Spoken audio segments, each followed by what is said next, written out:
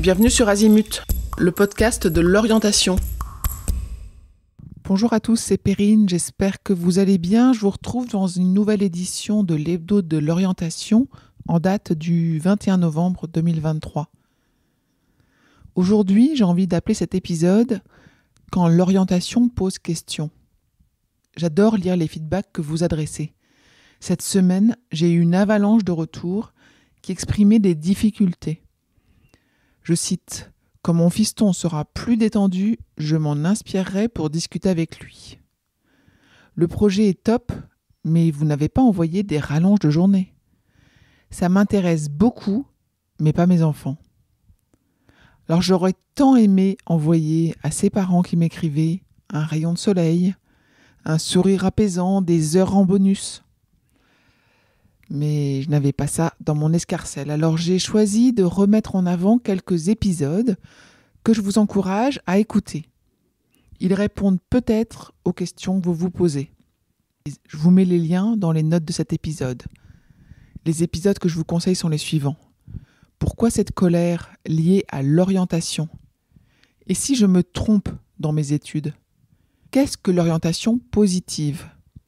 Quelles sont les causes de l'anxiété en situation d'orientation post-bac et comment accompagner son enfant anxieux face à son orientation post-bac ? Faut-il faire de sa passion son métier ? Et puis, pour avancer dans la gestion du stress, je vous invite à écouter les épisodes qui apportent des techniques de relaxation. Encore une fois, les liens sont dans les notes de l'épisode. Et c'est à pratiquer avec vos ados, pourquoi pas. Enfin, aujourd'hui, je vous recommande quelques lectures intéressantes dans l'Express sur la pédagogie au collège avec le plan de Gabriel Attal, notre ministre de l'Éducation nationale, pour devancer le prochain classement PISA. À propos des handicaps, le nouveau plan des troubles du neurodéveloppement annoncé dans 20 minutes.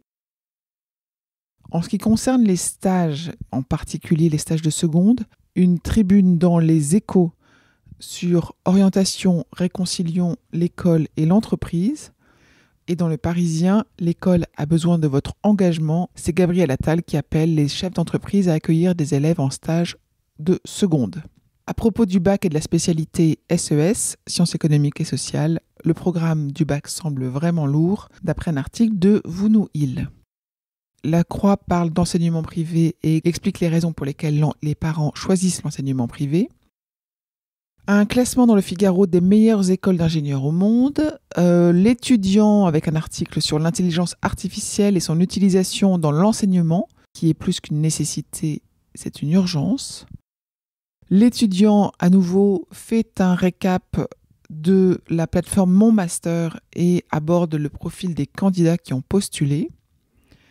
On parle de pensionnat et des raisons du choix du pensionnat par les jeunes. C'est un reportage TF1 et France Info en audio cette fois-ci. Au Japon, dans les écoles, un élève virtuel contredit des réponses afin d'apprendre aux autres à être en désaccord. Et bien voilà, je vous souhaite une très bonne fin de semaine et je vous dis à bientôt.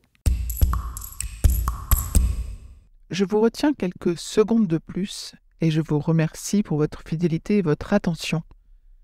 J'avais 2 messages à vous faire passer. Vous écoutez peut-être ce podcast sur Apple Podcast ou sur Spotify ou sur une autre application de podcast. Et il est possible que vous ignoriez que le site azimut-podcast.com diffuse l'ensemble de ces épisodes en les ayant organisés et rangés de manière thématique. Ceux qui connaissent ce site sont vraiment contents de pouvoir y écouter sereinement chacun des épisodes et de pouvoir utiliser ce moteur de recherche. Deuxième message, sur ce même site, vous pourrez vous abonner à la newsletter. La newsletter, je l'ai surnommée l'Hebdo de l'orientation. C'est une newsletter qui, comme son nom l'indique, est envoyée chaque semaine, le mardi pour l'instant. Et c'est dans cette newsletter que vous trouvez les indications des nouveaux épisodes, des guides que nous diffusons et de temps en temps, nous vous annonçons les masterclass, les ateliers, etc. que nous organisons. Bref, je vous conseille vivement de vous abonner à cette newsletter.